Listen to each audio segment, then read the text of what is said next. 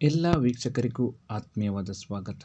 ಸುಬ್ರಹ್ಮಣ್ಯದಿಂದ ಪುತ್ತೂರಿಗೆ ಹೋಗುವ ದಾರಿ ಮಧ್ಯದಲ್ಲಿ ನಿಂತಿಕಲ್ಲು ಎನ್ನುವಂತಹ ಒಂದು ಜಾಗವಿದೆ. ಆ ಜಾಗಕ್ಕೆ ನಿಂತಿಕಲ್ಲು ಎನ್ನುವಂತಹ ಹೆಸರು ಯಾಕೆ ಬಂತು, ಉಳ್ಳೈಕುಳು ದೈವಗಳಾದ ಕಿನ್ನಿಮಾನಿ ಹಾಗೂ ಪೂಮಾನಿ ದೈವಗಳಿಗೂ ಈ ಜಾಗಕ್ಕೂ ಇರುವ ಸಂಬಂಧವೇನು ಎಲ್ಲವನ್ನೂ ತಿಳಿಸಿಕೊಡುತ್ತೇನೆ. ದಯವಿಟ್ಟು ಈ ವಿಡಿಯೋವನ್ನು ಕೊನೆಯವರೆಗೂ ನೋಡಿ ನಿಮ್ಮ ಅನಿಸಿಕೆಗಳನ್ನು ಕಾಮೆಂಟ್ಸ್ ಮೂಲಕ ನಮಗೆ ತಿಳಿಸಿ. ದಾರಿ ಎರಡಾಗಿ ಕವಲೊಡೆಯುವ ಜಾಗದಲ್ಲಿ ಎರಡು ಮರಗಳು ಜೋಡಿಯಾಗಿರುವ ಮರದ ಬುಡದಲ್ಲಿ ನಿಂತ ಭಂಗಿಯಲ್ಲಿರುವ ಕಲ್ಲೊಂದಿದೆ. ಆದ್ದರಿಂದಲೇ ಈ ಜಾಗಕ್ಕೆ ನಿಂತಕಲ್ಲು ಎನ್ನುವಂತಹ ಹೆಸರು ಬಂದಿದ್ದು, ಕ್ರಮೇಣ ಆ ಹೆಸರು ನಿಂತಿಕಲ್ಲು ಎಂದಾಗುತ್ತದೆ. ಈ ಜಾಗಕ್ಕೂ ಕಿನ್ನಿಮಾನಿ ಹಾಗೂ ಪೂಮಾನಿ ಎನ್ನುವಂತಹ ಉಳ್ಳೈಕುಳು ದೈವಗಳಿಗೂ ಸಂಬಂಧಿಸಿದ ಸ್ಥಳ ಪುರಾಣ ಹೊಂದಿದೆ.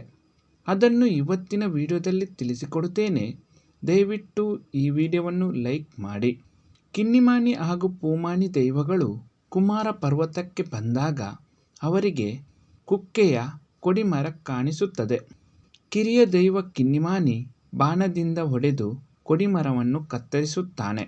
ಆಗ ಕುಕ್ಕೆಯ ದೈವಗಳು ಈ ಉಳ್ಳೈಕುಳು ದೈವಗಳ ಜೊತೆ ಹೋರಾಟ ನಡೆಸುತ್ತಾರೆ. ಆದರೆ ಆ ಕಾಳಗದಲ್ಲಿ ಸೋತು ಹೋದ ಕುಕ್ಕೆಯ ದೈವಗಳು ಘಟ್ಟ ಹತ್ತುತ್ತಾರೆ.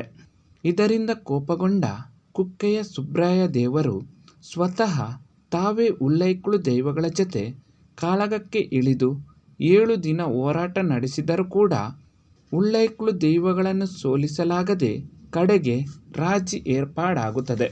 ನಂತರ ಸುಬ್ರಾಯ ದೇವರು ನಿಮಗೆ ಇನ್ನು ಮುಂದೆ ನೈವೇದ್ಯ ಸಿಗುವಂತಾಗಲಿ ಎಂದು ದೈವಗಳನ್ನು ಹರಸಿದಾಗ ಉಳ್ಳೈಕುಳು ದೈವಗಳು ಸುಬ್ರಾಯ ದೇವರಿಗೆ ಇನ್ನು ಮುಂದಕ್ಕೆ ಈ ಕ್ಷೇತ್ರದಲ್ಲಿ ಸದಾ ಅನ್ನದಾನ ನಡೆಯುವಂತಾಗಲಿ ಎಂದು ವರ ನೀಡಿ ಅಲ್ಲಿಂದ ಹೊರಟು ಹೋಗುತ್ತಾರೆ.